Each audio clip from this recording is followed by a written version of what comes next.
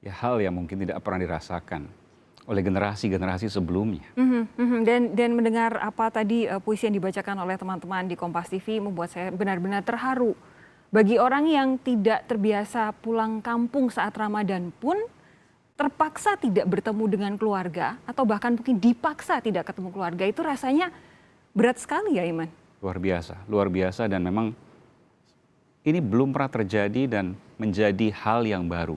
Dan tentu kesabaran, ketabahan menjadi modal kita. Mudah-mudahan sekali lagi dengan kepatuhan kita, Ya, pandemi ini akan segera turun dan berakhir. mau tidak mau memang kita semua harus disiplin. Karena kalau bukan kita yang memutus rantai sebaran virus corona ini siapa lagi? Betul. Dan Sofi, saudara, meski Lebaran dirayakan di tengah keprihatinan, Imam Besar Masjid Istiqlal, Jakarta, Kiai Haji Nasaruddin Umar mengingatkan wabah corona bisa menjadi alat evaluasi bagi umat Islam untuk memperbaiki diri. Hmm.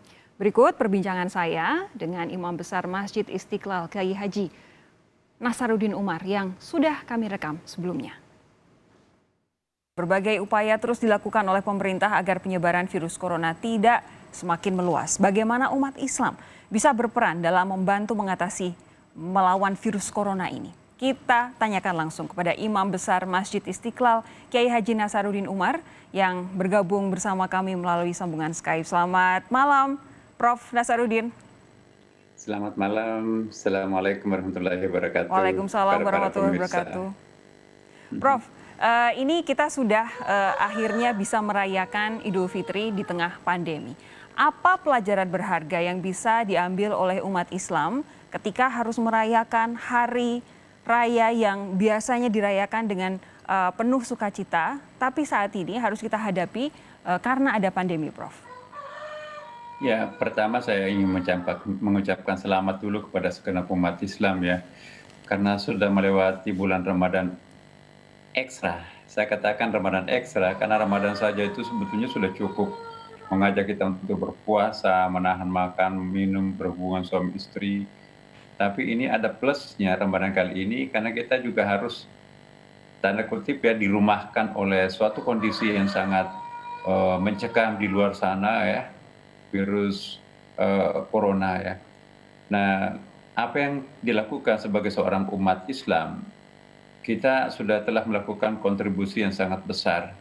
Coba bayangkan kalau seandainya bukan bulan Ramadan, ya tentu mobilitas masyarakat kita, terutama kegiatan untuk makan minum itu memaksa kita untuk melakukan interaksi sosial masyarakat kita kan.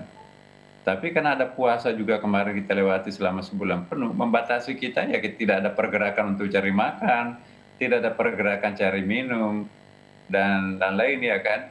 Nah itu satu kontribusi. Kontribusi yang lainnya ialah bahasa agama yang dilantungkan, yang disampaikan kepada umat Islam dalam kondisi musibah itu jauh lebih efektif daripada menggunakan bahasa pemerintah. Mohon maaf pemerintah ya. Jadi instruksi-instruksi itu walaupun dari pemerintah, tapi kalau tidak menggunakan bahasa agama, itu juga tidak efektif. Nah, Bisa bahasa Anda agama yang contohkan? dilontarkan, contohnya misalnya, Majelis Ulama telah memberikan fatwa, kemudian disampaikan dalam bulan suci Ramadan ketika hamba Allah sedang berpuasa, maka itu biasanya lebih menyentuh itu ya. Nah, ditambah lagi dengan umara pemerintah, jadi ini kombinasi antara ulama dengan umara ini eh, masuk ke dalam benak warga masyarakat bangsa, terutama umat Islam. Ini suatu hal yang sangat efektif. Mhm. Iya. Mhm. Prof, begini, yang kami tahu Anda pernah menyebut bahwa wabah corona ini bisa jadi sarana untuk mengevaluasi diri. Apa sih yang Anda ingin sampaikan dengan pernyataan ini? Ya, pertama, saya ingin mengatakan begini dulu ya. Kita jangan sombong, angkuh, congkak, seolah-olah memusuhi musibah corona ya. Saya ingin menarik dalam bahasa agama kita itu ya, semakin kita mencintai Allah, semakin kita takut terhadap Allah, maka seluruh makhluknya pun juga itu akan respect, juga ikut cinta terhadap kita, ya kan. Nah, kalau kita sombong dan angkuh terhadap virus corona, ya itu kan nanti juga ada semacam kekesalan. Satu ekor virus corona masuk ke dalam diri kita itu ngamuk itu. Mhm. Tapi kalau kita bersahabat, ya dengan meminjam istilahnya Bapak Presiden kemarin ya, kalau kita bersahabat dengan corona, artinya jangan sombong, mari kita melakukan kegiatan kita seperti apa adanya, setelah kita melakukan proteksi diri, ya kita serahkan kepada Allah.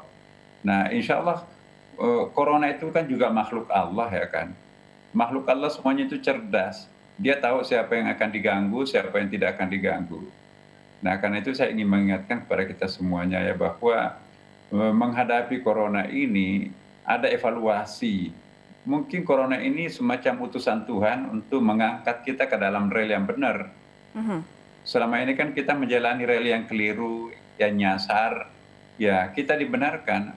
Sekian lama kita gagal menjadi khalifah yang benar, melampaui batas, ya teler menjadi khalifah. Nah, kita diperingatkan oleh musibah, hai umat manusia, kamu keliru menjalankan tugasmu dan tanggung jawabmu sebagai khalifah. Dengan adanya virus corona, ditambah lagi bulan suci Ramadan selama sebulan penuh, maka kalau ada orang nggak sadar, maka itu kebangetannya.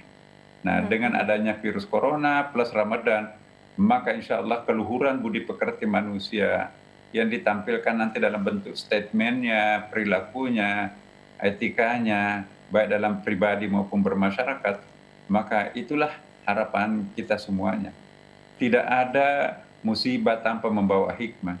Di mana ada ujian, di situ ada kenaikan kelas. Ini adalah sebuah ujian, tentu akan ada kenaikan kelas sesudah ini. Nah, mari kita memanfaatkan momentum ini untuk berubah. Mari kita melakukan sesuatu yang seperti pesan-pesan ilahi, apapun agama kita, mari kita indahkan agama yang kita dapat, yang kita warisi dari pemimpin-pemimpin agama kita, umat kita.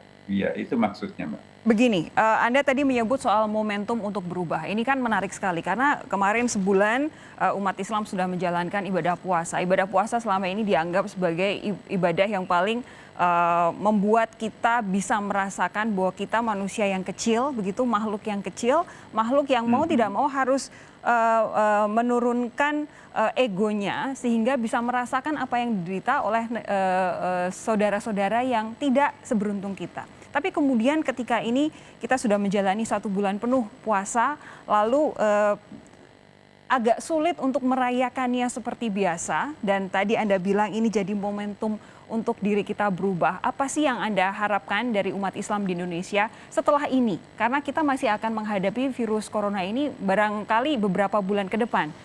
Prof. Nasaruddin. Iya. Hari ini kan kita merayakan Idul Fitri normalnya kan, tapi kita ganti dengan salat duha di rumah. Nah, apa artinya Idul Fitri? Id itu kembali. Al-fitrah itu kembali kepada jati diri kita sendiri kan. Bisa juga berarti kembali berbuka ya. Tapi poin yang sangat penting di sini, kita diajak untuk mudik ke kampung halaman rohani kita.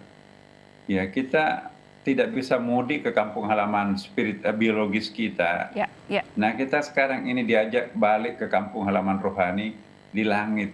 Jadi Ramadan itu untuk melangitkan manusia. Siapapun orang yang menjalani ibadah-ibadah yang diwajibkan Allah, maka itu nanti akan terorbit naik ke langit. Jadi insya Allah kita akan menjadi tanda kutip manusia langit ini kan. Manusia langit itu adalah manusia yang dikendalikan oleh pikirannya, ya, intuisinya, pertimbangan matangnya. Manusia bumi apalagi lebih hina lagi kan, menjadi binatang, itu dikendalikan oleh hanya nafsunya. Nah, kita sudah melakukan spiritual training untuk berpuasa, maka kita sudah bisa menyingkirkan kendali-kendali nafsu, pemain tunggal dalam diri kita sendiri, tapi kita pakai reason, otak, akal pikiran. Kita juga menggunakan petunjuk-petunjuk ilahi dalam bentuk wahyu suci Al-Quran dan hadis bagi yang beragama Islam. Dan diharapkan dengan adanya instrumen-instrumen yang kita capai di dalam bulan suci Ramadan itu, dampaknya nanti seusai Ramadan ini itu akan terlihat. Bagaimana supaya pembantu kita itu merasakan, oh ini kok lain ya, Tuan dan Nyonya Seta ini lebih ringan tangan ngasih. Pak supir dulu gampang marah, sedikit salah jalan juga kurang ajar, goblok lah. Ini enggak lagi.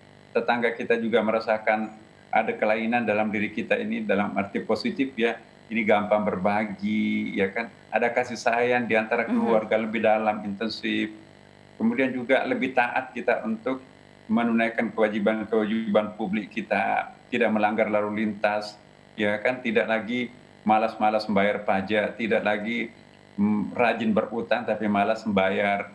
Nah, efek Ramadan itu ialah bagaimana membagi energi positif itu kepada orang lain. Jadi tidak ada artinya kita Ramadan selama 1 bulan kalau tidak ada perubahan perilaku, pikiran dengan masyarakat sekitar. Prof, yang ingin saya tanyakan kemudian, setelah kita bersama-sama menghadapi, saat ini kita masih menghadapi cobaan, tapi kemudian kita ditambah lagi dengan beribadah bersama, puasa, lalu saat ini sudah masuk Lebaran begitu, Idul Fitri. Nah, apa sih yang bisa kita lakukan sebagai umat Islam untuk bersama-sama sebagai sebuah bangsa dan negara menghadapi pandemi corona yang bisa jadi masih akan agak lama harus kita hadapi sebagai sebuah negara? Pertama ya, kita harus membuktikan bahwa berpuasa itu mengajak kita untuk berbagi dengan kelompok-kelompok duafa, ya. Yang dimaksud duafa itu semua kelompok yang berada di bawah kita. Kalau kita tunduk ke bawah, alhamdulillah ternyata masih banyak orang di bawah kami yang perlu kita kasihani.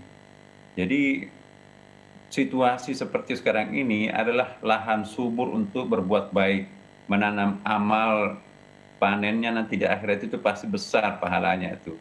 Kenapa? Orang ini kan sekarang banyak terdampak ya, banyak terdampak dengan istilahnya sekarang terpapar dengan virus corona ini. Nah, sedikit artinya buat kita, tapi besar artinya buat mereka. Makanya itu saya ingin mengajak umat Islam berbagi. Terima kasih sudah bergabung bersama kami di Sapa Indonesia Malam hari ini, Imam Besar Masjid Istiqlal, Profesor Dr. Kiai Haji Nasaruddin Umar. Selamat Idul Fitri, Prof. Salam untuk keluarga semua. Pastikan Anda tetap sehat. Sampai jumpa, Prof.